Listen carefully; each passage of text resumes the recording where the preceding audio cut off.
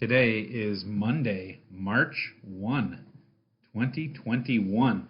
This is your weekdaily, highly encouraging word coming to you on location at my own home today. Sorry I missed you all at church yesterday. A few of my kids were under the weather, and it seemed right to be staying away from y'all and just seeing how far this ailment leads. Timothy calls coronavirus the sickness. I don't think we're quite that far yet. I've been feeling a little worn out, but otherwise good, and the flavor of my wife's cooking continues to make weight loss an uphill battle, so I'm thinking I'm good for now. All right, this week's theme is going to be wisdom is greater than strength. I like the little graphic there on the YouTube video, if you have a chance to check that out. I think it's very creative, totally ripped that off from the internet, but it piqued my interest, so I went with it. I'm going to try and take a small passage from Proverbs each day, and then link it to one somewhere else, maybe the New Testament, maybe not, and just sort of have a theme that stems out of wisdom lit, out of Proverbs each day. So today we're going to read from Proverbs 21 and also Luke chapter 14. And the thing I want to read about and talk about is plans. So this is Proverbs 21, verses 1 through 5. The king's heart is in the hand of the Lord. He directs it like a watercourse wherever he pleases. All a man's ways seem right to him, but the Lord weighs the heart. To do what is right and just is more acceptable to the Lord than sacrifice. Haughty eyes and a proud heart, the lamp of the wicked, are sin. And the plans of the diligent lead to profit as surely as haste leads to poverty.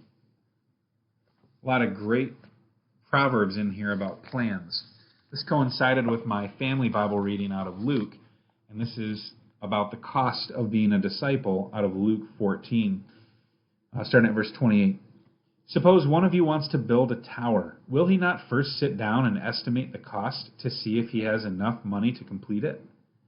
For if he lays the foundation and is not able to finish it, everyone who sees it will ridicule him, saying, "This fellow began to build and was not able to finish." Or suppose a king is about to go out to war against another king. Will he not first sit down and consider whether he is able with 10,000 men to oppose the one coming against him with 20,000?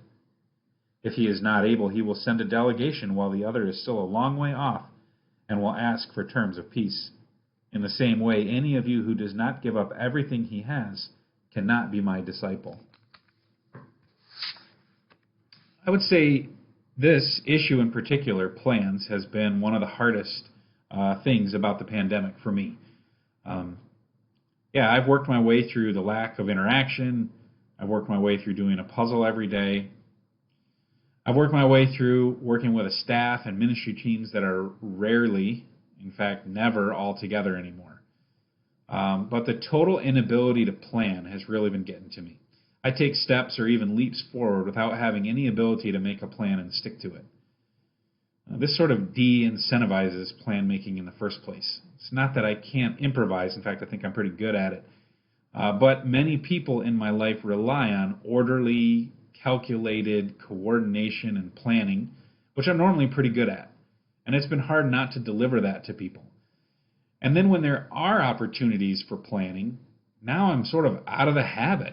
It's like procrastination was a thing before, but now it's my bread and butter. And that's not great for my personal habits. Even here from our text, trusting in God's leading, but trying to do what's right and all this, it comes with a plan.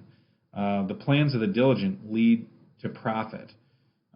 Granted, the profit I might be seeking is ministry profit, not actually money, or for my plans to be lowercase p profitable. But even in counting the cost of being a disciple, there's an action there of planning. And so that's going to be my prayer today, is that we can start returning to the routine of planning, but also praying that we'll have opportunity to see our plans realized, that things will slow down in the work world and the school world to the point where we can make plans and then we can meet those plans by fulfilling them.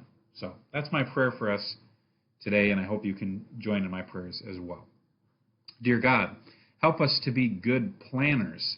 Help us to use the gifts you have given us in the situation you have placed us in to make right and just decisions and actions. Help plans to be something we do again soon. And Lord, I pray that the realities in which we live would be more conducive to planning ahead moving forward. Thanks. Amen. All right. Since we're just laying it bare, I'll have some confessions about failed plans in the month of February. I had planned to finish reading the book To Kill a Mockingbird. I didn't make it. I had been recording the chapters on audio, which was pretty sweet, but I didn't get done. So seeing as March is National Women's Month, and the main character of To Kill a Mockingbird is a pre-young woman, I think I'll just plan to continue reading it and get it done by the end of March. And I'm going to try and meet that plan this time. Speaking of national months or national days, there are so many today. I'm going to read the list from the website. So here's your Monday National Days of for March 1. It's National Dadgum That's Good Day. It's National Fruit Compote Day.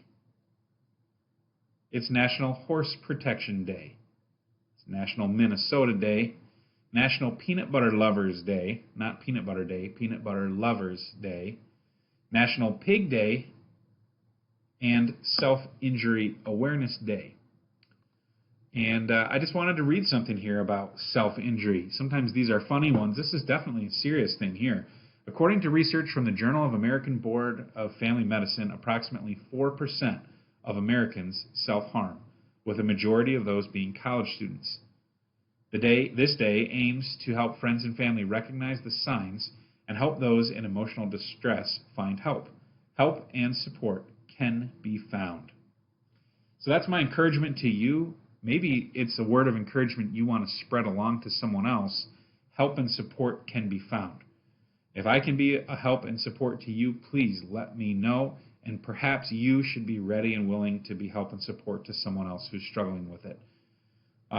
It might be too late for you today. It certainly was for me to wear orange in support of this day. But that's something that you can do as well as wear orange, apparently. I did not know that until researching it for this recording. So Self-Injury Awareness Day today. All right. We're getting close to wrapping it up here. Adults, just a reminder, it's not too late to submit your recordings of you reading your favorite Bible verse or passage and telling us why. I'd be happy to include those later in the week in our episodes, and that might even tie into one of the topics I'm going to be talking about. And so I look forward to that. Email me if you have questions, and I can help you through it. And just want to mention, too, great job last night. We had 3 youth group members up on stage. So Anna, Hannah, and Kate, way to go. And I very much enjoyed participating in the worship service that you helped to lead, even though it was digital because I was staying at home. All right, well, thanks again for joining us. We are marching into week 15, and we have just 4 more weeks to go before spring break. We're not going to shrink back from our goal or our plan. We're going to make it until spring break. So that's my goal and plan. Here we go. We're going to close with a blessing from our text and then our verse from Hebrews 10. Here's our blessing. May your heart be in the hand of the Lord, and may he direct it wherever he pleases. And here's our verse. But we are not of those who shrink back and are destroyed, but of those who believe and are saved. Have a great Monday, everybody.